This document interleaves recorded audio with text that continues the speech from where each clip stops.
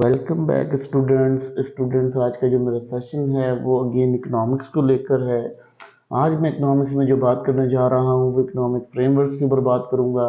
Basically दो type of economic frameworks होते हैं, ठीक है, जिनमें हम एक्री टाइप देखते हैं। एक हमारा एक्री टाइप होता है, ठीक है, एक हम आर्की टाइप होता है, और एक हमारा होता है मीटा फ्रेमवर्क। मीटा फ्रेमवर्क वो होता है जिसके अंदर हमारे पास लॉज होते हैं, कानून होते हैं, जो रूल रेगुलेशंस होती हैं वो कहीं से पहले असाइन हुई हुई होती हैं, ठीक है। और जो एक्री टाइप होता है वो इंस्टीट्यूशन होते हैं जो उसको फॉलो ऑन कराते हैं। इंस्टीट्यूशन का किरदार होता है, जिन इंस्टीट्यूशन में वो काम फॉलो ऑन हो रहा होता है। बेसिकली यहाँ हम जो आपसे डिस्कस करेंगे वो आज हम डिस्कस करेंगे वो मीटा फ्रेमवर्क डिस्कस करेंगे। उसके बाद हम जो डिस्कस करेंगे वेरी नेक्स्ट स्लाइड में वो हम एक्री टाइप सिस्टम डिस्कस करेंगे, क्योंकि बेसिकली आपका जो इस्लामिक इकोनॉमिक्स का सेशन है वो आगे जाएगा मीटा फ्रेमवर्क और एक्री टाइप फ्रेमवर्क में। तो यहाँ आपको ये प्रॉब्लम आ जाएगा कि आपको ये चीज़ समझ ही नहीं होगी, क्लियर ही नहीं होगी कि आपका जो फ्रेमवर्क है वो इकोनॉमिक फ्रेमवर्क है क्या बेसिकली। तो अगर हम बात कर लेते हैं यहाँ पर, तो दो टाइप के मैंने आपको बताया कि इंस्टीट्यूशन होते हैं। एक इंस्टीट्यूशन वाला होता है जो इंस्टीट्यूशनल फ्रेमवर्क होता है इकोनॉमी का, वो कहलाता है आर्कीटाइप, ठीक है।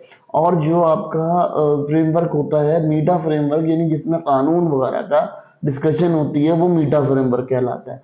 अब उसकी मैं बड़ी आसान कर देता हूँ उस चीज़ को आपको समझने के लिए कि देखें, कोई कानून बनता है तो वो किसी किताब से, किसी सोर्स से बनता है, ठीक है। और उस कानून को लगाने के लिए फिर कुछ इदारे बनाए जाते हैं, ठीक है।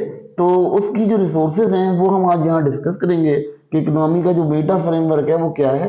और हम आगे जाकर इसको डिस्कस करेंगे हम आर्कीटाइप, यानी आर्कीटाइप जो सिस्टम है वो क्या डील करता है, किस तरह से डील किया जाता है, उसकी डीलिंग किस तरह से होती है। सबसे पहले अगर हम इकोनॉमी के बीटा फ्रेमवर्क की बात करते हैं तो वहाँ न्यू क्लासिकल इकोनॉमिक्स आते हैं।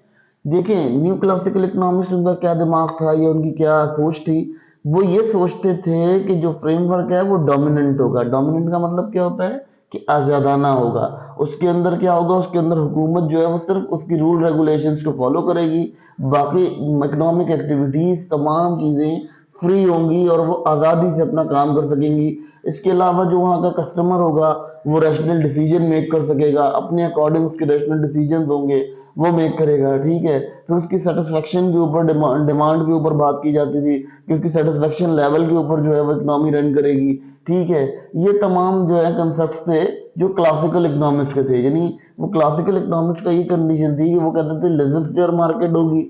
लेजर फेयर मार्केट क्या होगी, वहां पर गवर्नमेंट की इंटरवेंशन बहुत कम होगी, गवर्नमेंट इंटरवेंशन करेगी। इसके अलावा उनका क्या था, वो कहते थे कि जी आपका जो कस्टमर है उसकी रैशनैलिटी को हम देखेंगे, उसको ऑब्जर्व करेंगे, तो जो इस तरह से उसकी रैशनैलिटी हमें फाउंड होगी हम उस तरह से उसको डिस्कस करेंगे।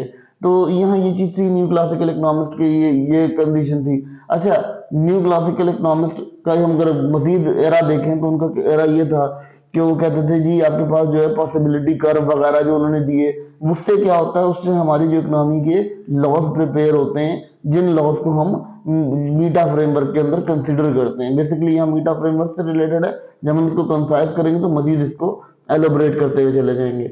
फिर अगर हम बात कर लेते हैं काइनेशियन इकोनॉमिक्स। अब अगर हम काइनेशियन इकोनॉमिक्स की बात करते हैं तो काइनेशियन इकोनॉमिक्स क्या थी, वो ये कहते थे कि जी उन्होंने कुछ मनी के लॉ दिए, कुछ स्पेकुलेशन मनी के लॉ दिए, कुछ लिक्विडिटी की थ्योरीज दी, कुछ प्राइस फैक्टर थ्योरीज दी, फिर उसके अलावा कुछ उन्होंने प्रोडक्शन फैक्टर थ्योरीज दी, कुछ उन्होंने एम्प्लॉयमेंट और अनएम्प्लॉयमेंट रिलेटेड जो है वो चीजें दी, फिर कुछ उन्होंने क्राउडिंग आउट के बारे में भी बताया, गवर्नमेंट की जो क्राउडिंग आउट होती है। तो ये तमाम चीजें जो हैं ये एक तरह से हमारा मीटा फ्रेमवर्क ड्रॉ करती हैं इकोनॉमी का, जिससे हम कानून साजी कर सकते हैं, अपनी इकोनॉमिकल कानून साजी को करने में आसानी होती है। तो ये मीटा फ्रेमवर्क हम ये डिस्कस करें, क्योंकि जब हम इस्लामिक इकोनॉमिक्स डिस्कस करेंगे तो वहां आपको डिस्टर्ब हो जाएंगे।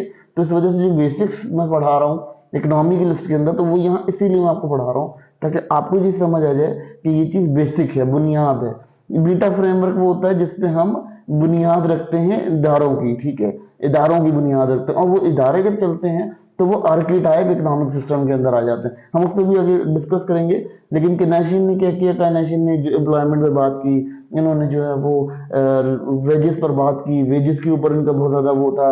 और फिर उसके बाद टैक्स रिजिडिटीज के ऊपर बात की, टैक्स रिजिडिटीज के बारे में इन्होंने बहुत सारे जो है वो कंट्रोवर्सीज थी, वो कंट्रोवर्सीज को रिमूव किया। उसके अलावा उन्होंने बहुत सारे क्लासिकल इकोनॉमिक्स को जो है वो ना कि ऑब्जेक्ट किए, बल्कि उनको क्लियर विजन दिया कि जी क्लासिकल इकोनॉमिक्स का विजन जो था वो पुराना था, लेकिन करंट विजन के अंदर, करंट हालात के अंदर 1936 के बाद जो है वो बहुत ज़्यादा चेंज इकोनॉमी की फील्ड में आया, क्योंकि जब इन्होंने इकोनॉमी के ऊपर अपनी जो बुक लिखी, जर्नल थ्योरी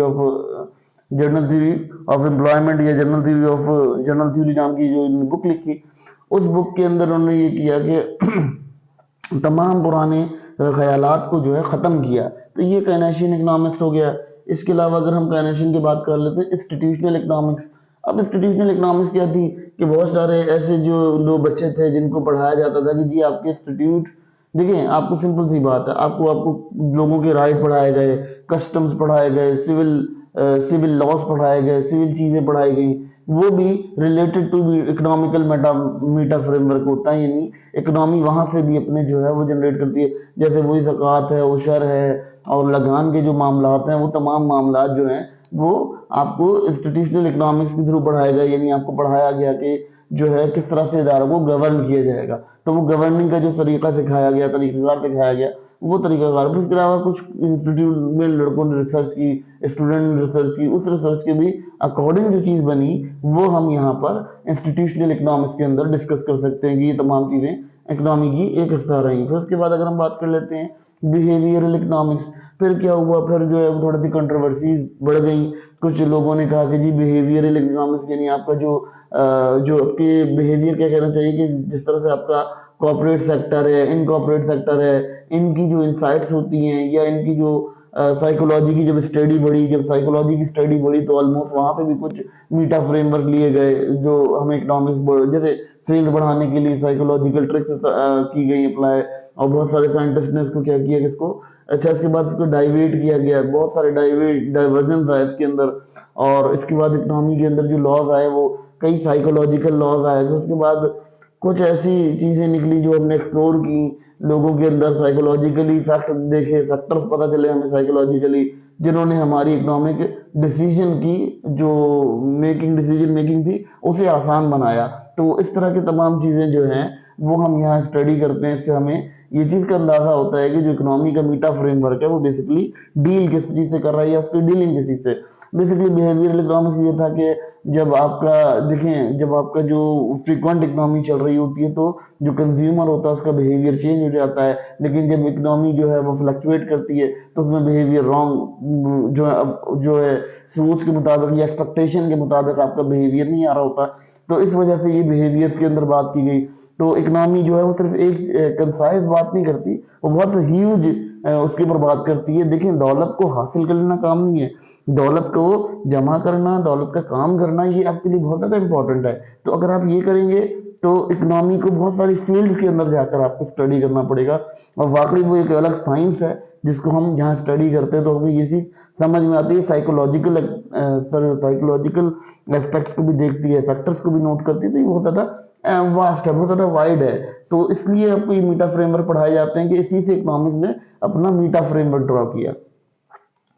अब अगर बात कर लेते हैं जी डेवलपमेंटल इकोनॉमिक्स, सबसे बड़ा मसला क्या आया, लोगों के स्टैंडर्ड बहुत लो थे, लोगों के स्टैंडर्ड बहुत डाउन थे जब वो इकोनॉमी की नई नई इब्तदा हुई। फिर उसके बाद क्या हुआ, लोगों के स्टैंडर्ड हाई होना शुरू हुए, उनकी यूजेज बढ़ना शुरू हुई, उनकी कैपेसिटी बढ़ी, उनके जो है वेजेस बढ़े, उनका जो लेवल ऑफ लिविंग था वो थोड़ा सा हाई हुआ।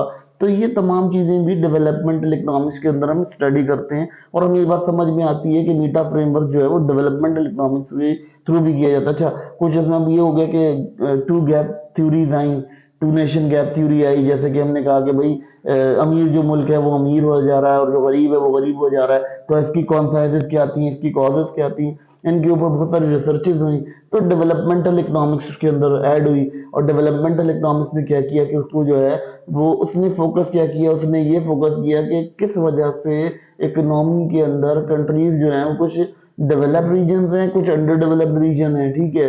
तो ये तमाम चीज़ें एड्रेस करने के लिए फिर पुअरिटी को, फिर इनइक्वालिटी को, इस तरह के सोशल ग्रोथ के इश्यूज जो थे, वही मैंने कहा ना कि स्टैंडर्ड हाई हो रहा था, जो जो अच्छी नेशन थी उनका स्टैंडर्ड हाई हो रहा था, लेकिन जिन जिन स्टूडेंट्स के पास जिन जिन जिन जिन जिन कंट्रीज के अंदर स्टैंडर्ड हाई नहीं हो रहा था, उनकी लेवल ऑफ जो लेवल ऑफ कहना चाहिए कि लेवल ऑफ लिविंग स्टैंडर्ड उनका डाउन हो जा रहा था, तो उसकी कॉजेज कॉन्सिक्वेंसेस हमने जो है वो डेवलपमेंटल इकोनॉमिक्स से हासिल की। तो इस वजह से आपको ये समझ में आ जाना चाहिए कि डेवलपमेंटल इकोनॉमिक्स आपका जो एक मीटा फ्रेमवर्क ड्रॉ करती है इकोनॉमी का।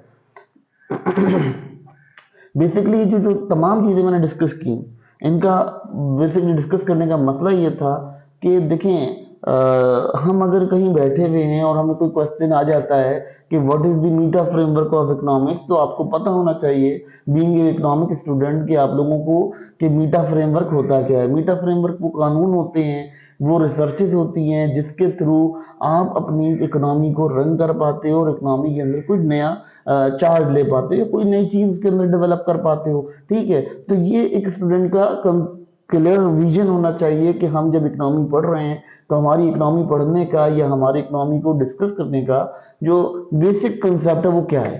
ठीक है, अगर हम उस कंसेप्ट को डिस्कस नहीं कर पाएंगे तो ऑलमोस्ट हमें ये प्रॉब्लम रहेगी कि हम उसको समझ नहीं पाएंगे कि ये हमारी जो नेचर ऑफ डिस्कशन है ये सही है भी या गलत है। तो ये तमाम चीज़ें हमारी जो है प्रॉब्लम करती हैं हमें इधर। तो हमें चाहिए कि हमें एक कंसाइज डिस्क्रिप्शन चाहिए होती है मीटा फ्रेमवर्क की, और इसको हम यहाँ इसलिए डिस्कस कर रहे हैं क्योंकि ये इस्लामिक इकोनॉमिक्स से इंटरकनेक्टेड है।